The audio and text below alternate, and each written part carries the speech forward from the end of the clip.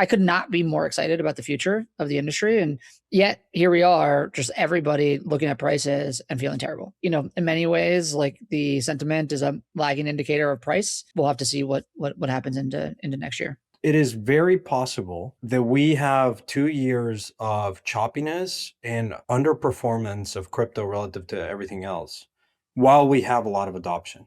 Now I'm spending a lot of time like going back and saying, okay, in the time of the internet, like, did you see a lot of adoption like coming out of 2001? And how did like the market react to that? We might be in a scenario where like we sit in this chair for 2 years having more and more announcements of corporates and the prices doesn't behave the way that you do. And that's entirely possible because a lot of these networks are just kind of widely overvalued. Nothing said on Empire is a recommendation to buy or sell any investments or products. This podcast is for informational purposes only, and the views expressed by anyone on the show are solely their opinions, not financial advice or necessarily the views of Blockworks. Our hosts, guests, and the Blockworks team may hold positions in the companies, funds, or projects discussed. Rob, since he joined, he's always like the 5-second clip, like I think he always drops like rage bait. And so we always use him as like coming up in Empire. And it's always Rob saying something. I now have anxiety to like, I feel a competitiveness of. Wait, you want to hear something crazy? Okay, so by the way, welcome to Empire, folks. Welcome to Empire. We missed you. We got the fam together today. We're very excited about this. Sorry, my mic is kind of crappy today. I'm in the office, which means you would think that my mic would be better, but alas, it is not.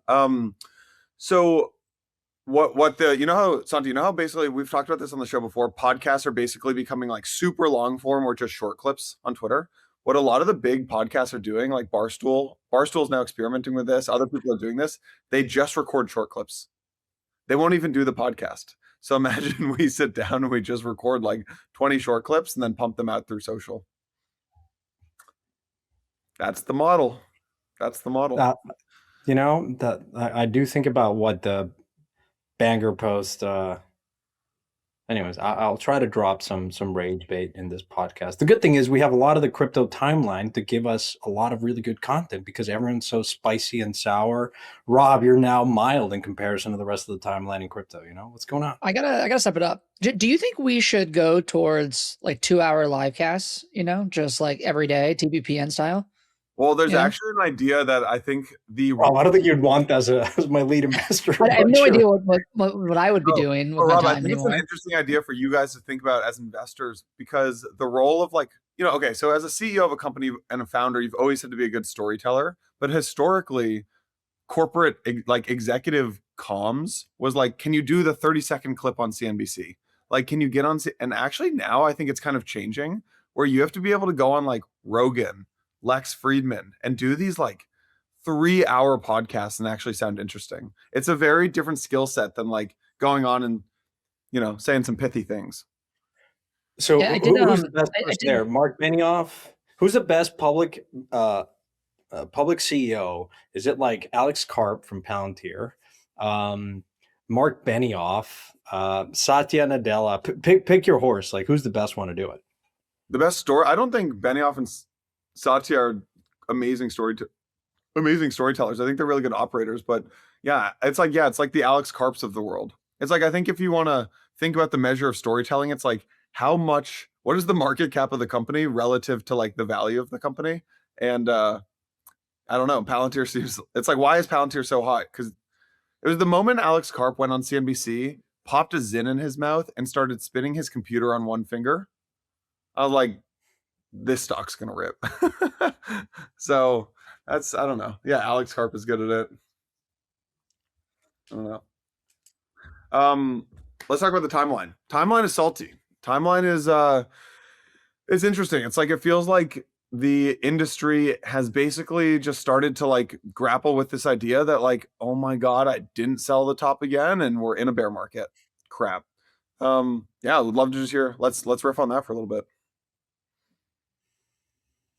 It's bad, man. I tell you what, like Twitter is maybe as toxic as I've ever seen it. I was having this discussion with somebody else recently, but it felt like even during 22, when Luna went under and then, call it, post FTX, where I think a lot of people were wondering whether or not crypto would survive. whether or not crypto would continue to be here in the future. It was still a collective, I would say we were standing by each other. It was collectively hopeful, collectively an understanding that we were like building towards, new financial infrastructure and a new future. And it wasn't really PvP in the same way that it feels like it is now. Now, every single topic, every single thing that's happening, there's just tons and tons of people like swiping at each other.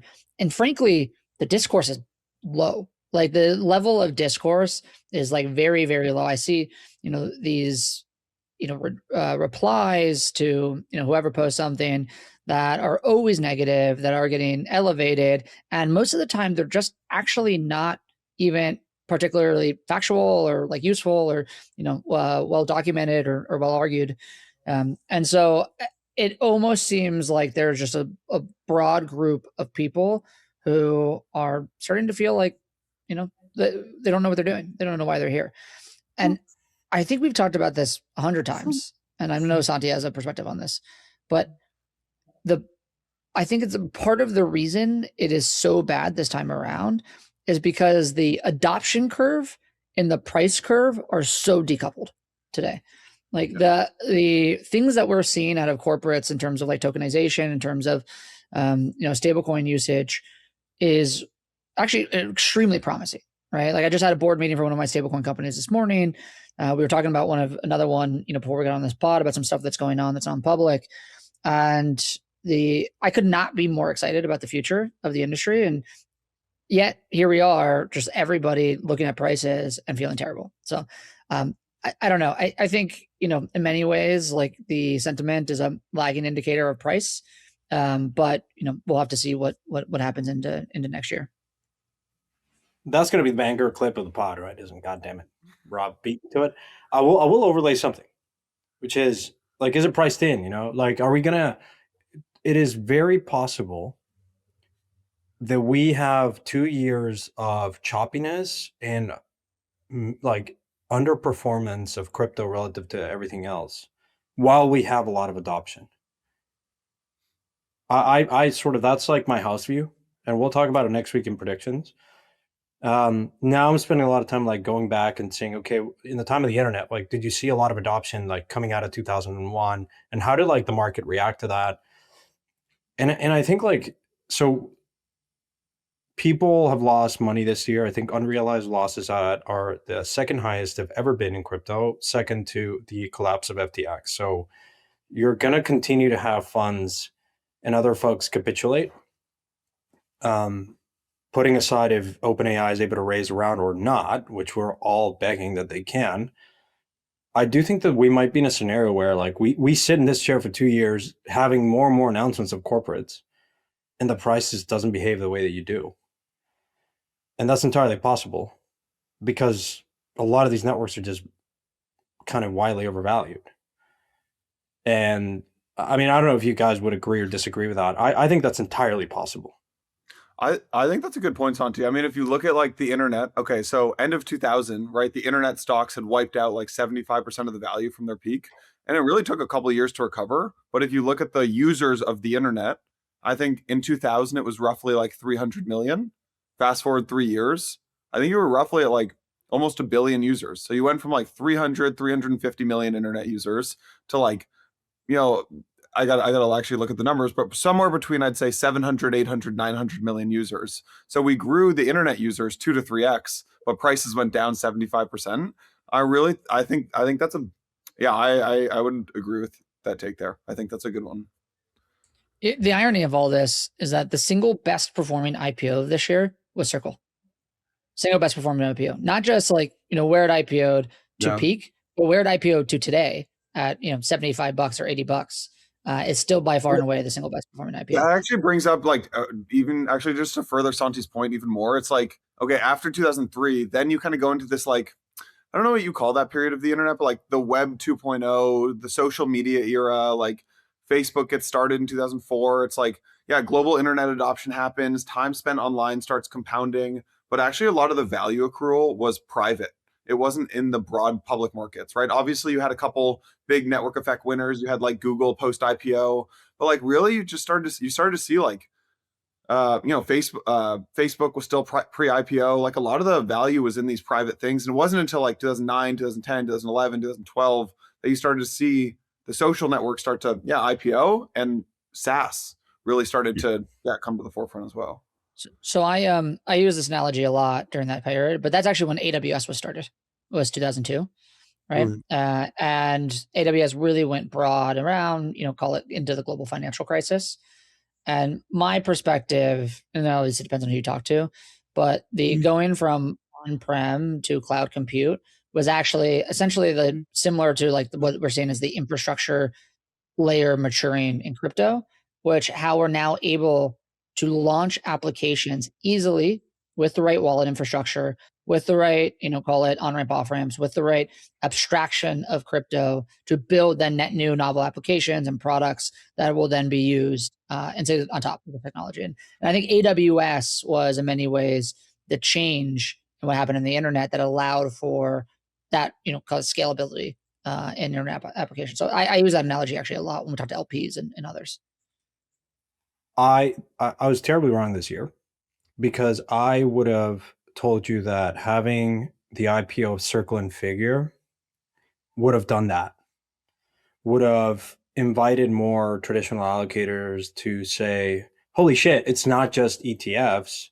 Here's a company called Circle that, to your point, best performing IPO of the year, and Figure doing quite well, I think. I think it's also top 5, in terms of performance of an IPO. And still crypto asset prices are down only. Is that perhaps the opportunity that I mean, we've talked about at length, like maybe it's equities that are going to outperform, and now you're seeing companies acquire crypto companies and the token gets rugged. Like what is it, or is it just like are we just better off buying I make a point on that too, which is that when you think about the traditional allocators, they are actually back in a real way in the private markets.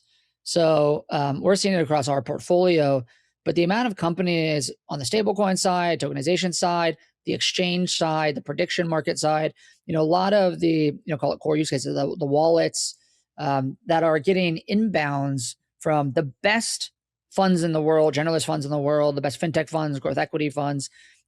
It's happening, and it's happening in a real way. But to your point, it's not happening in the token market, in the public token market, right? And so I think the right question is the question that you're asking, which is, we talked about this with Tensor and the Vector.fun acquisition a couple weeks ago, and now there's the Axelar acquisition by Circle earlier this week. It's just, what do the tokens serve as a representative of exposure to economics?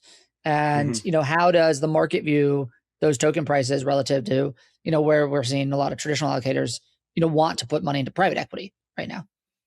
Is that a bit of scar tissue from allocators that have said most of the value creation in general has been created in the private markets? Like now you have, for the first time in history, trillion-dollar companies that are private. SpaceX, Stripe, Ramp, some of these companies historically would have gone public. Now they're not going. There's still liquidity in the secondary markets. Is that just allocators would be like, hey, listen, we feel comfortable investing in the private markets? I don't think it's scar tissue. I don't think it's scar tissue about that. I think there's a fundamental misunderstanding of what a token is.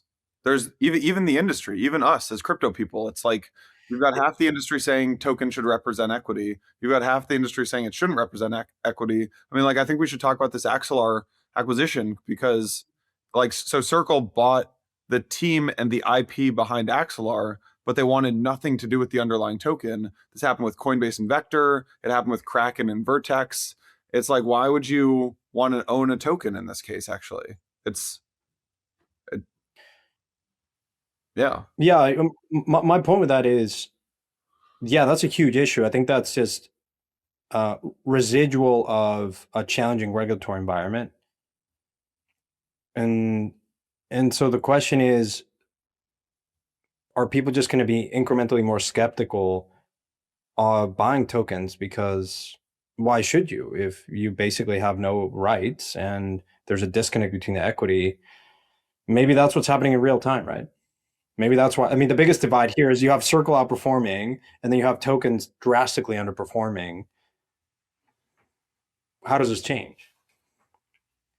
Yeah, I mean, I think two things, right? So Circle outperforming has something to be said around stablecoins and the appetite and desire and excitement around them. Today we got the SoFi USD announcement. We talked about the Klarna USD announcement a bunch of times. The amount of announcements that are going to come out that look exactly like that are like probably, in the hundreds or 100, over the next 9 months. And so there is just a general belief and excitement around this part of the market.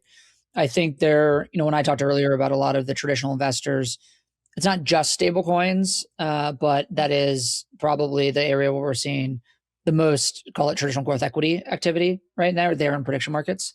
But even in prediction markets, there's only two players. In stable coins, there's a lot of different parts of the stack and different companies that are doing well. And so I think some of it is, call it that vertical or that niche. But the broader point, I think, is multifaceted, which is, okay, well, we have this regulatory overhang. We haven't had a Clarity Act or some sort of reconciliation yet. And whether or not and what exactly that looks like is still really up in the air. We've had I think the pricing of tokens, like the FDV, is still not really apples to apples across different tokens and across different networks. Like, the amount and what that market cap looks like and who actually holds the tokens and how you actually think about like what the value is of this thing is, I think, still pretty hard to understand, not just from a valuation perspective to the points you've been making the past few weeks, Santi, but also the value of like, what is it actual public float right now is like, there's a lot of games that get played there in some of these different tokens, right? And then I think there's an access issue and there's a infrastructure issue as well. So, obviously you can believe in the future of high throughput blockchains and you might believe that Monad is going to do extraordinarily well, but the vast majority of people don't know how to buy Monad and hold Monad and how to get exposure to Monad. So there's that.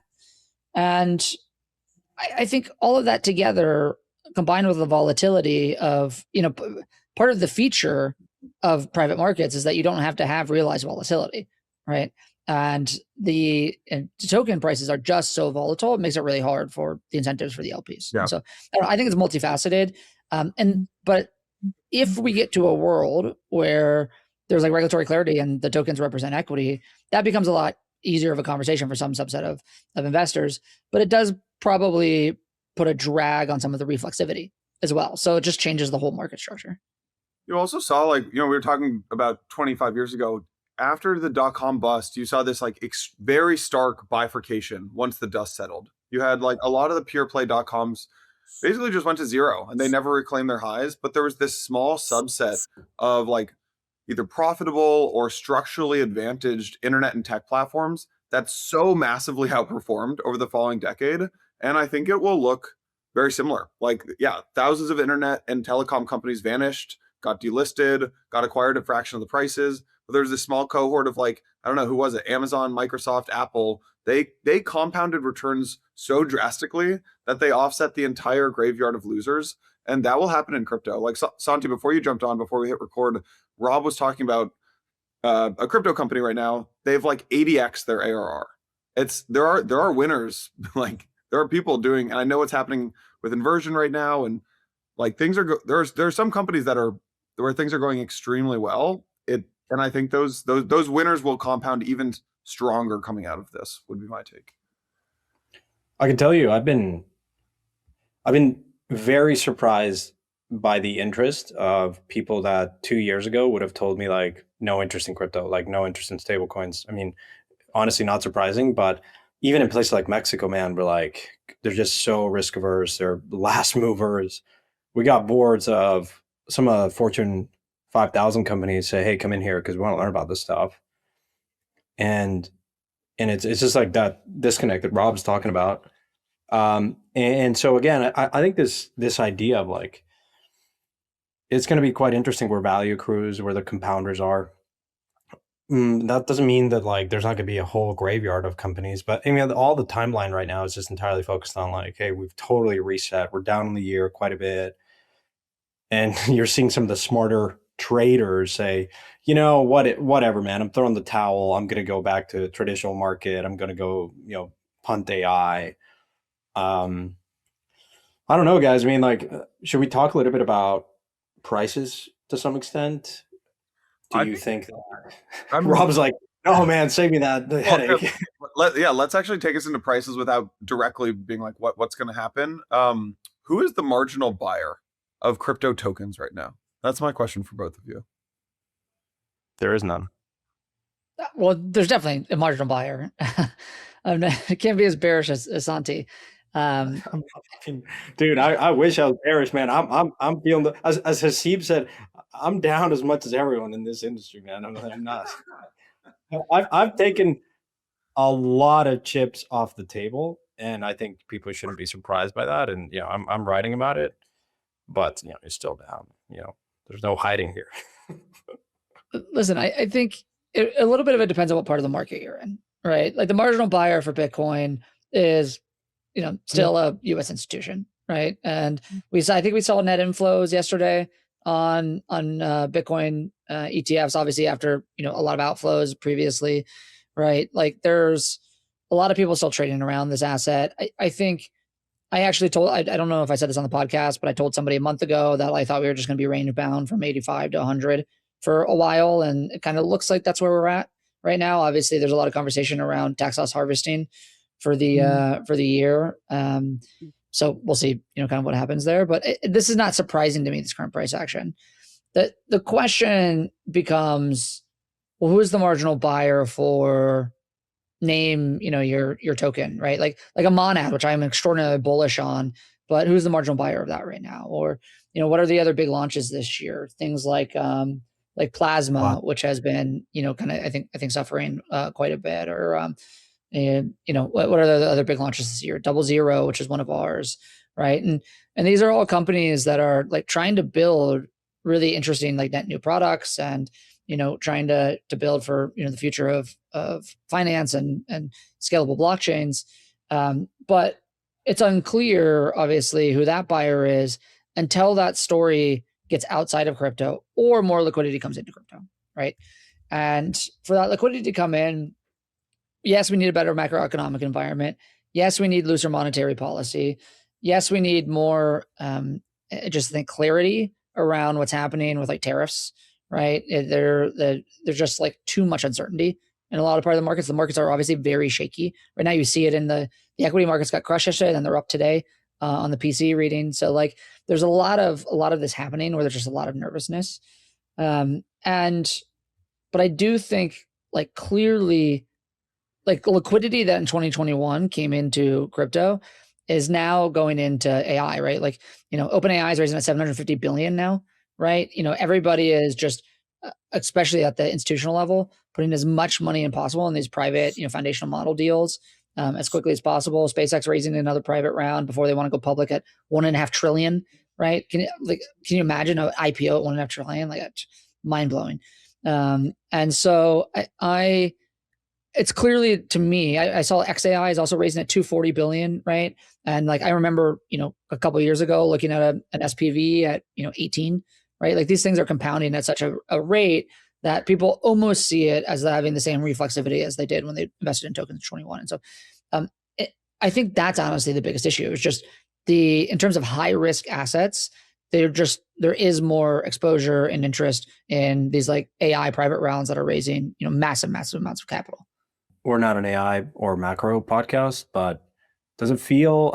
I was thinking about this earlier, and I was listening to a podcast by the chairman of like General Atlantic, and he talks about like why they've been a bit cautious to just invest in AI. And they're like, look, we'd rather see our portfolio companies start using AI before we make investments.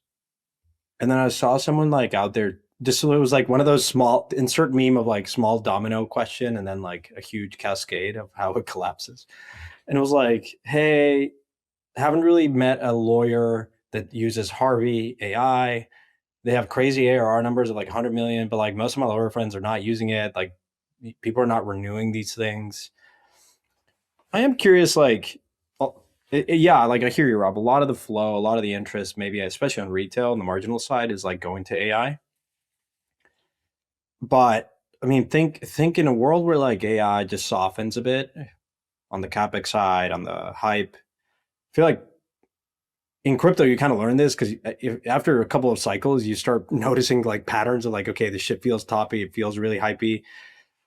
Like, I'm curious, like your internal view, not Dragonfly's view, but like right now, I'm particularly worried of like just what's happening in AI because if that it's so priced to perfection that if there's any material deviation from the expectation into what companies can actually realize next year, man, I think it's just gonna be really ugly. And it's not to say that like, oh, people are going to say AI was hype. Let's go transition out to crypto because that's where most of like this is where the real potential is. It's like, no, there's going to be so much capital destruction that forget about getting a marginal bid on Bitcoin and everything else. If we start to see like a real collapse of these AI companies, the foundational model companies, in terms of just missing expectations, a lot of the the hyperscalers as well, like you can see it at earnings every quarter. Like low equity markets are going to trade off 20%, right? Like it's going to be a really big correction. I do wonder, and this is now going into macroeconomic territory, but like what happens? Sam Altman came out and he kind of made this statement that he said was misinterpreted, but around how there might be like backing of capex by the U.S. government for him, and everybody was like very interested in what that actually meant. And then the U.S. government's going to come out. We're not actually doing any sort of guarantee, and I think it becomes very clear that like the U.S. government and in this administration specifically, they see equity market performance as a scorecard. And so like what would happen to monetary policy if, call it AI really softened and then the equity markets came down a bunch? It's unclear to me. It might actually be good for crypto prices if people became a little bit more disillusioned with AI and started to not, just call it, forced capital or congregate capital there in the same way. But it would be bad in the near term. It would be hurtful. Like no doubt about it. Yeah. I would highly recommend listening to an episode of, I don't know if you guys listen to Invest Like the Best with Patrick O'Shaughnessy, but he had this guy, Gavin Baker, on. And who knows, 100 times more than I do about what's happening in the AI world right now. But his core view is that basically everything relies on these NVIDIA Blackwells that are coming out. It's kind of this inflection point where the economics of the AI companies and the competitive positioning of these companies is going to really start to shift. And he basically describes like the jump from Hopper to Blackwell as the most complex product transition we've ever gone through in technology, right? Higher power draw, liquid cooling, heavier racks, heat management issues, all that kind of good stuff.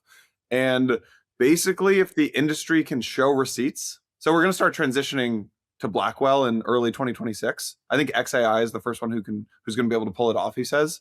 If the applications built on top of Blackwell can demonstrate clear economic returns, then this like enormous capex cycle gets validated and the spend cycle continues. But if the ROI disappoints from Blackwell, it all crumbles. And so that's like, just as someone who's like not as deep into the AI world, I don't know, I found it very interesting to think about this one idea of like the transition and shift to Blackwell is the thing that a lot of this depends on. This episode of Empire is brought to you by VanEck's on-chain economy ETF, Node. If you feel like you are constantly missing alpha, never have time to scroll through crypto Twitter, Node is for you. Node is actively managed by an experienced team with years in both TradFi and crypto. That team at Node looks to capture the most powerful trends across all of crypto while actively managing volatility as markets evolve. Super important in today's environment. Check out Node's track record so far at vaneck.com/empire/node. That's vaneck.com/empire/node. You can also, a little easier, just click the link in the show notes. Thanks to VanEck and VanEck's on-chain economy ETF, Node, for making today's episode of Empire possible. The Uniswap trading API solves the problem of adding crypto to your products without the hassle of needing deep crypto expertise, ongoing maintenance, or liquidity aggregation. The trading API provides access to the Uniswap protocol, which has processed $3.3 trillion in all-time volume, handled over 465 million swaps from more than 25 million addresses, all with zero security breaches. Developed by Uniswap Labs, the US-based team behind one of the most used DeFi apps, access some of the deepest liquidity in crypto, combining both on-chain and off-chain sources for optimal pricing. The same liquidity that powers billions in swaps, now available via a singular API. Thanks to Uniswap for making today's episode possible. As always, investments in blockchain technology involve risk, terms, and conditions apply. All right, let's enough of this doomsday scenario situation. There's a lot of really good stuff to report on. Visa, some interesting developments. Coinbase, I think, had interesting developments. Should we just kind of run through some stuff? Let's talk about Leo. Yeah, I would love to. Okay, so Coinbase had this big announcement, big rollout. Maybe they rolled out prediction markets, they rolled out stocks, they rolled out DEX trading, they rolled out what else did they roll out? Equity, perps, and futures, and also stock spot equity, as well. Perps, and futures. Coinbase Tokenize, which is an end-to-end platform for institutions to bring assets on chain. The Base app is now live for, I think, everyone, everywhere, every country.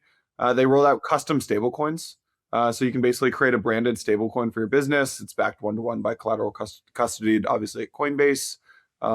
Token sale. I have a question on that. Yeah.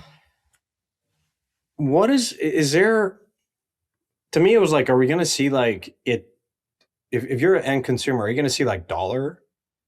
Or are you going to see like, say that you have like 10 different relationships with banks or whatever, and they all have their own stable coin.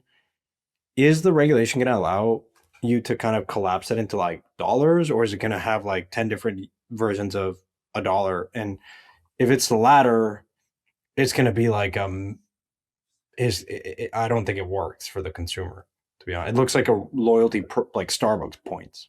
So that, but that is what they're mostly being used for right now, right? So, I mean, they announced their first customers as Soulflare and like one or two other, which is a wallet, and like one or two other like more. Go ahead. Sorry. No, go for it. No, but I mean, they announced their first customers, which is like, you know, kind of like similar to Phantom Cash, right? Which is like, it's mostly used for, okay, well, how do we do like, you know, cashback loyalty for our customers, right? Our loyalty. I mean, we talked about this a little bit with Klarna on Klarna USD, right? It's really about how we serve cross-border, how we serve our customers, right? Like there's not an expectation, I think, for most of these people that we're going to go and, you know, proliferate Klarna USD or Soulflare USD or Cash by Phantom in a bunch of other applications. There's just an expectation that this is a better for treasury management, money movement, loyalty, you know, cashback, et cetera, within like my application, right? And so, go ahead. I was gonna say, do you think that's going to be a little bit like tokenized stocks that we talked about last week, where there's like not that much demand? Because the other model is like what Visa's doing, which is like totally like abstracted, like the consumer doesn't really see that. I'm just a bit. I think over time, right? The problem with so the interesting thing about Coinbase's product is that they said it'll all be backed by USDC, right? So there's two interesting points there to think about, which is that, you know, Coinbase has this agreement with Circle right now that for all of the USDC that originates and sits on Coinbase gets 100% of the revenue. So for every single USDC that is issued and originated on Coinbase, Circle gets no economics whatsoever, no revenue. And so all of a sudden, Coinbase launches this new product, a white labeled stablecoin issuer, which is, we're seeing more and more of this happening, like, you know, Klarna, et cetera.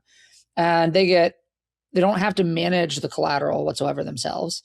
They just have to manage the USDC, which they are then getting 100% of the economics from Circle. And the Circle was bearing all of those costs with the money markets and the infrastructure, et cetera.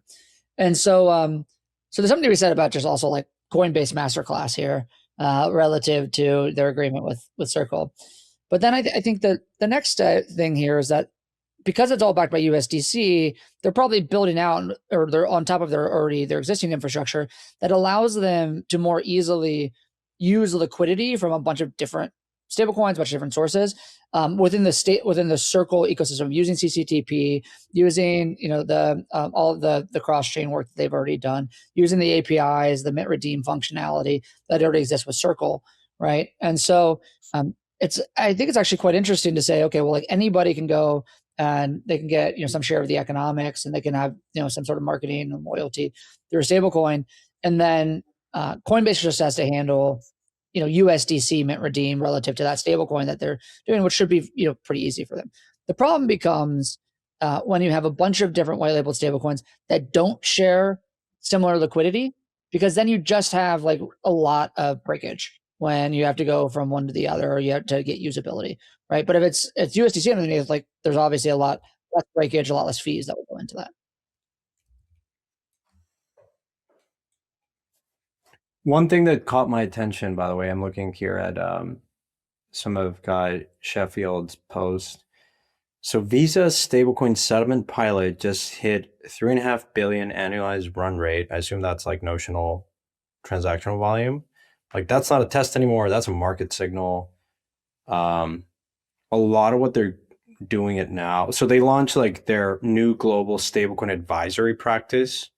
It's pretty interesting. I think they're just gonna, really be advocating for that. And for context, I mean, Visa, for as long as I can remember, they've been a part of the space for many, many years. People might not appreciate that. A big part of what I kind of in the timeline was able to appreciate is the key unlock here is like commerce like runs 7 days a week. Moving money is 9 to 5, like Monday to Friday. And that's where Visa is really kind of pushing for merchants and stuff. It's like, hey, I think it's only US issuer and acquirer partners can now settle Visa and Circle's USDC 7 days a week. As simple as it sounds, it's like just 2 more days. And that's super, super valuable. Yeah. Cross River is involved, Lead Bank is involved. And I think they sort of said more banks are going to be announced next year. So it's pretty interesting stuff. Yeah, that is. That was an interesting announcement. So not to shill another podcast while we're on this podcast, but I chatted with Kai from Visa and Simon Taylor about this earlier this week, and I think it's going to be launched. And then we talked about. Bob, you're shilling another crypto podcast. You're allowed to shill. You can shill back. You can shill AI. Go see Rob on Tokenized Podcast and report back in the comments. The nerve. Rob's shilling. Not even a Blockworks branded podcast. Unbelievable. No, but it was specifically, it's a stablecoin podcast about this specific point. And so so we talked really deeply about this. So there's more than I'm going to say here, but this like stablecoin settlement with Visa has existed internationally for a little bit. There's a portfolio company of ours, Rain, which is the largest that's doing it. They replace the issuer bank. They have all their own wallet infrastructure, and they settle 365 days, 7 days a week with Visa, right? Visa actually still has constraints that they can actually still only take. They actually can't take stablecoins like atomically. They still have to batch.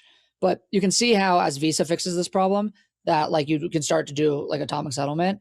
Significantly better from a capital efficiencies perspective, significantly better from a fraud and risk management perspective. And so they announced it domestically in the US, first time that's going to be domestically. But what I actually found was funny about it is they announced it with Lead Bank and Cross River Bank, who are 2 banks have no card program. They actually do no volume with cards whatsoever. And so it's a little bit interesting because Lead is obviously trying to be the backer of Bridge's card, which doesn't really exist yet today, but they announced they're going to have some new first customers and starting to roll that out. But there's still a bank involved. What I find really interesting here is as there these card issuers that are principal members that are not bank depository institutions. So like a Rain, which is a principal member, but not a Lead, which is a bank depository institution. They start settling without the bank involved in the fund flow, right? That is what I think the real unlock is, because now you've gotten rid of a kind of an intermediary that takes a lot of the fees. So I thought the announcement was really, really interesting from Kai. I think it tells you where this market is going.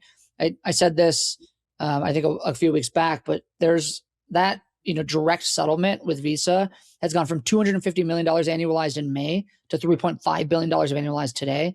It is the fastest growing part, obviously, of a very small denominator of Visa right now. And I think that becomes a huge, huge piece of their business, the same way Visa Direct has, which is their outside of their network push payments business, which is I think is the fastest growing transaction business they have right now as well. So, Rob, who do you think wins the stablecoin issuer? Like because I saw you tweet about SoFi.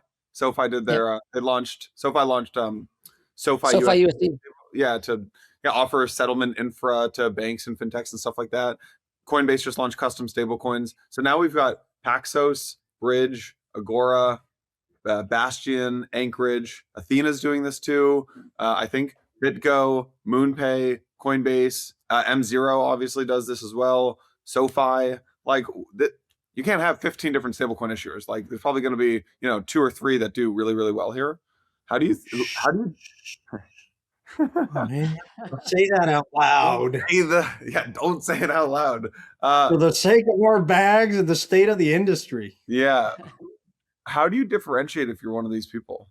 I mean, how do you win that? Well, I mean, what we're seeing from all of them, right, is that they're trying to expand beyond like stablecoin issuance, right? Like they want to figure out okay, what is my wedge? Okay, well, maybe that's stablecoin issuance. Maybe it's some other part. Like Bridge started with orchestration, obviously, and now is doing stablecoin issuance. And then how do I offer, if I offer stablecoin issuance, how do I offer ramps and orchestration? How do I offer really clean APIs? They can do both B2B and B2B2C. How can I do virtual accounts? How can I do a, maybe kind of consumer wallets? Like, how can I think through a card product, right? And at the end of the day, like, I think about these are really becoming like end-to-end solutions. I think, SoFi has this thing called Galileo that they're close to on their like card product, and their I think that SoFi actually owns Galileo, and it's kind of like an end-to-end solution for like everything you want to do and kind of like digital finance. I think that's what all of these stablecoin issuers are doing right now as well, right? And so that's why you're seeing, I think Paxos announced an acquisition of Fortify. Right. Yep. We've seen a few other people look at the wallet space. Obviously, Bridge bought Privy. And, then we're going to see, kind of a long tail of other types of M&A happening for other types of capabilities, because it's now becoming, call it like full stack, like fintech solution companies, of which like stablecoin issuance is part of it. The people who are, I guess, above that is, like Tether, obviously, and Circle is obviously trying to figure out a way to be a payments company, but they're still kind of big enough that it's fine. But then everyone else that you just talked about is pitching holistic solutions to technology companies and banks. They're not pitching just stablecoin issuance. I'll give you just to round out the Visa stuff. It's still very early. I was just querying here the quant if Visa broke out stablecoin activity in their financials. Because you remember when Coinbase started disclosing that interest income, I think in their partnership with Circle, I think it was just interesting for investors to keep track of that. And it became like a more important piece of their P&L every quarter. Brian, started talking about this. It was just a big awakening moment. Visa is still not disclosing it. And not surprisingly, they take this $3.5 billion annualized stablecoin settlement value figure at base value. To put it in perspective, I mean, that's less than, it's 0.09% of all the volume that they do. So it doesn't compute. It's a rounding error. Maybe a teaser for next week. And I would like to see a prediction market. Does Visa break out stablecoin activity in their P&L in 2026 or 2027? And at what point do they do that? Is it because as a percentage of their total flow, stablecoins are like greater than 5%, greater than 1%, greater than 10%. I feel like that is like talking about that chart of like price lagging and adoption growing. I think the moment Visa discloses that and starts reporting it, it's when the market really says, holy fuck, that AWS moment Yana was talking about. Yeah. So I think, for Visa Direct, what they do today is they announce the number of transactions, but not the volume, right? So what does that imply to you? It implies to you they're very low value transactions, right? But I think it's 12.6 trillion transactions a year that Visa Direct is doing right now. Number? I think that's a number of transactions. Yeah, that they're doing. Yeah, they're doing $3.9 trillion of settlement volume.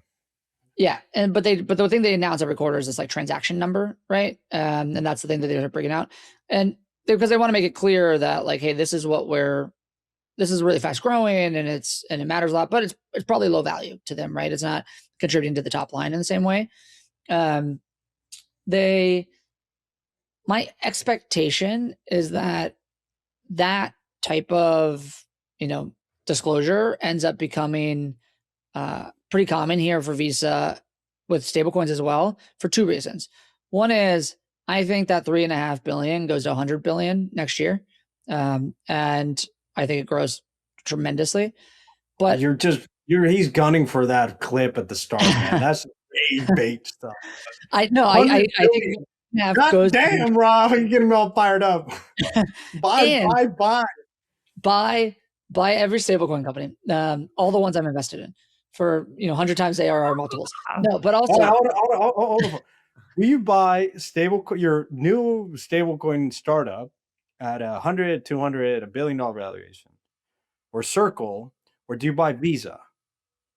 Well, so this is actually where I was going before you talked jumped in, which is that what we've also seen is I've seen a lot of the sell side analysts talk about, is Visa in a bad spot because of stablecoins? Like, should that be an issue with their stock going forward? Are they going to lose market share, et cetera? I've actually had a lot of the sell side analysts call me and say, hey, listen, how do you think Visa plays in this market?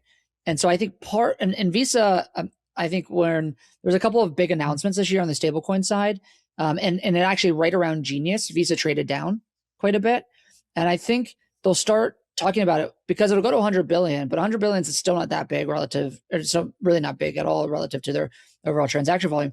But it'll allow them to continue to tell the market, hey, we're playing here. You don't need to tell us. We're not like the CMFRA. We are leading around adopting this new technology. We're beating, our competitors, MasterCard. And so they'll be incentivized to do it for that reason as well.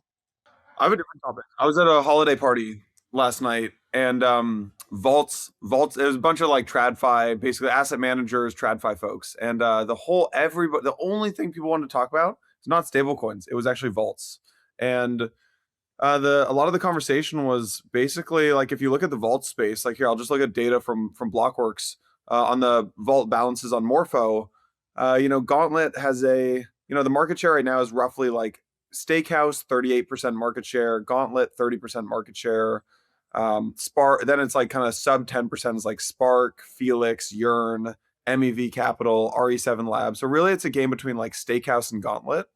And yeah, the folks in the room last night were like, look, we're gunning for that business. And these are the largest asset managers in the world. These are, one of the folks last night was C-suite at the third largest asset manager in the world. He's like, we're moving on chain. We're moving into Morpho, and we're going to spin up these vaults.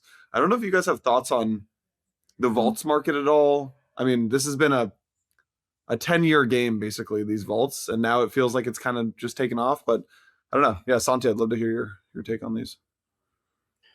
I'm old enough to be one of the urine farmers back in the day and doing some honest work. I think a lot of people are just starting to, I think it was Ribbon or so, they got rugged or something. And I think it just sparked this debate of what vaults truly are. Omar from Chaos Labs put out a pretty good article. He's pretty good at doing some postmortems. Vaults are just like a credit fund or, a fund of sorts. There's not all vaults are created equal, but I am on the margin. Like, I understand why. I guess I don't want to give my opinion. Maybe sounds like you talked to this asset manager. This whole tokenization kind of hype, is that like they just want to capture crypto wealth and like just sell their products to these unsuspecting, less sophisticated people? Or is the demand really there? Because a vault, like, you don't really need a vault, man. You have a credit funds like that's what he Aries, said. Apollo, KKR. They're not private equity funds. They're just credit. Yeah, there. I think he said, "Look, you guys have done the silly game of rebranding asset management as vaults. This is just asset management with a different LP base, and yeah, we want to take advantage. We want to capture the LP base, basically." Okay, well, I would say it's what's the biggest vault right now? Morpho has what, 3.5 billion. Aave has a couple. What is it? 35, 50 billion, 30 billion, something like that. But that's not necessarily a vault. That's I don't think Aave really counts for what we're talking about. I mean, they do obviously, and people are using them, but I think a lot of this conversation has been more around like not just like borrow, lend, money market stuff, but also a lot of like, is there other things that I can do, other types of products that I can have, other types of strategies, right? So a lot of this, so it's Morpho, and Morpho trying to play in this space, but then it's like the upshifts and the Midases and the betas of the world a lot, because they allow the curators to do like different types of things, right? Not just like borrow, lend. And so it feels like a lot of the market's going towards that right now. What percentage of the market is automated strategies like indexes versus actively managed, passive versus active? Because again, I'm old enough to have invested in Set Protocol, which, was like this idea of like creating like indices, like Bitwises of the world. And then you have like more active strategies. And then Urine was like robo advising. Where do you, Rob, like where do you see most of the growth and volatility, if there is one, over the next coming years? I mean, most of it has definitely been borrow lend today, right? Like Aave is by far the biggest, right? And they're basically just money market, right? Morpho, the biggest, TVL products there are also, money markets, right? But what we're starting to see is a lot of growth on what is these like actively managed strategies, right? Essentially, right? And so there's there's an interesting thing happening here because, and by the way, Coinbase also launched, I think, a Coinbase AI powered Coinbase Advisor, which is like, I'd have to go back and look exactly what it looks like, but maybe some sort of like, Betterment or like Wealthfront or something, type of robo advisor using like on-chain activity. And we were seeing a lot of pitches here at Dragonfly for like, automated like yield farming essentially, right?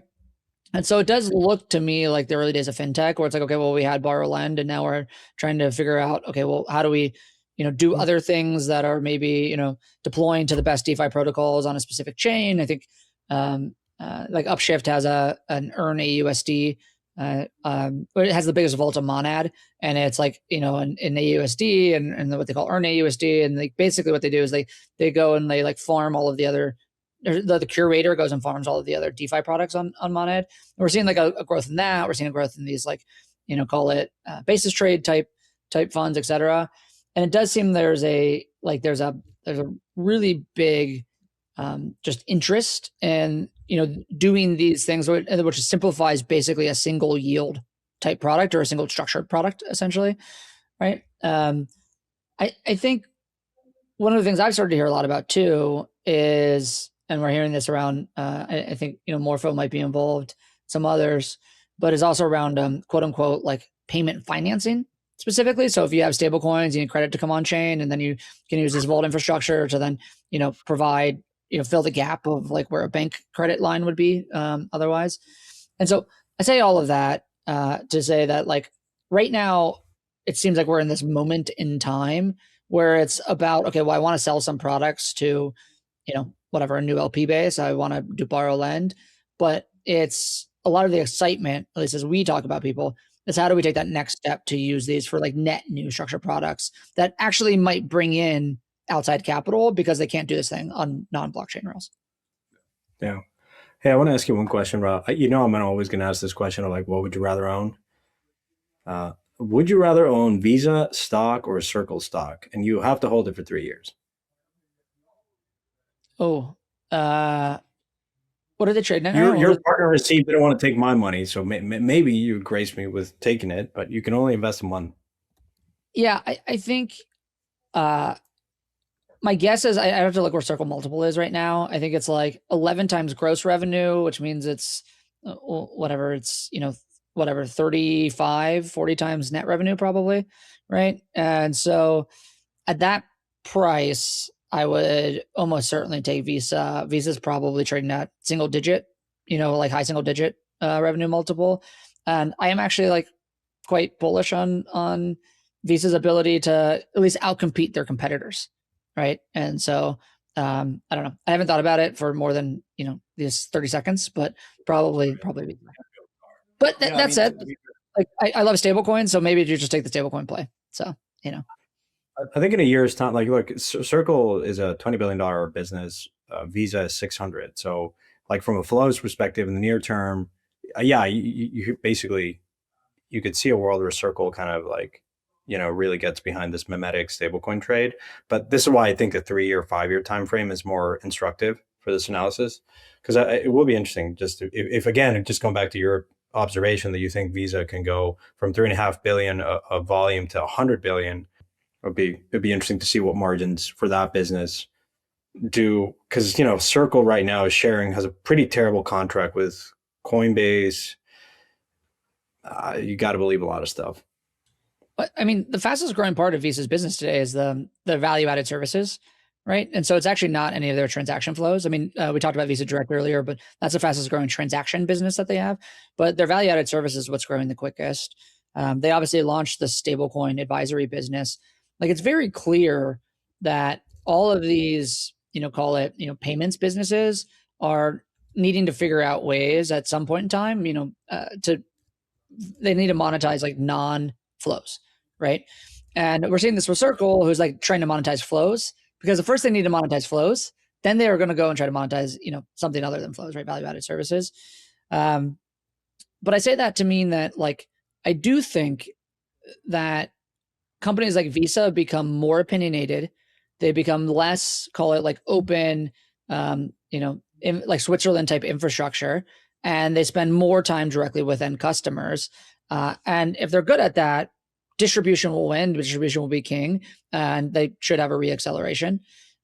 Because I do think we're in this world going forward, and stablecoins are part of the story, and tokenization is part of the story, where intermediaries are just going to get crushed. You have to get closer and closer and closer to your end customer. And like this is a problem with the stablecoin issuers, and it's a problem for the networks. And so that's why you're seeing this type of this stuff happen. Agreed. All right. I think that's a good place to start to wrap. We've got 2026 predictions next week. Stoked. Content of the week. What do we got?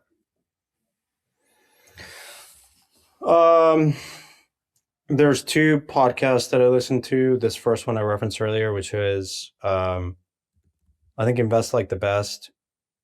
This guy who is the chairman of General Atlantic, very, very good pod. He's from I think Bolivia, worked at 3G Capital, which is also probably a great book. Dethroning the King is a fantastic read, which is the story of Paulo Lehmann and these Brazilians that like eventually like bought Anheuser-Busch. Really, really good story. But that podcast is very good. Touches on AI, touches on investing, entrepreneurship, and General Atlantic is a fantastic firm, I think. Chuck Freeney. And the third book I'll cheat is The Forgotten Billionaire, or I think The Billionaire That Wasn't. I think the story of Chuck Freeney building General Atlantic, and he basically gave away his entire fortune. And so yeah, I cheated. There's 3 contents, but the podcast is very good. Go listen to it. I will give a nonfiction and a fiction. I've got David Senra's other podcast, which is just called David Senra, where he interviews founders. I don't know if you guys have listened to it, but he did an episode with I forget the guy's first name, Todd Graves, the founder of Raising Cane's. And it is so good. It is just an amazing. I've heard this guy on I think it was like How I Built This, or I haven't listened to a podcast with him in years, but he's great. Great storyteller. The guy, when he's trying to get money for Raising Cane's, like he went to work on a fishing boat in Alaska, worked the oil rigs in Louisiana, like just a dude, in the Southern twang, the accent's so good. Yeah, it's so good. And he's loaded up that business with debt, but that means he still owns 92% of it. He's worth like $20 billion. I don't know. Great episode. I've got a fiction one, which is I watched a Tom Hanks movie, Green Mile, which I had never seen. It's a classic. I was on IMDb top 100 list, realized this is number 25. I'd never even heard of Green Mile. So Is it the death row? yes, exactly. It's a Stephen King book, correct? Yes, it is a Stephen King book. And that, ladies and gentlemen, is a perfect segue for Rob, because he's going to Rob's drop. like, want a death row? I will give you death row.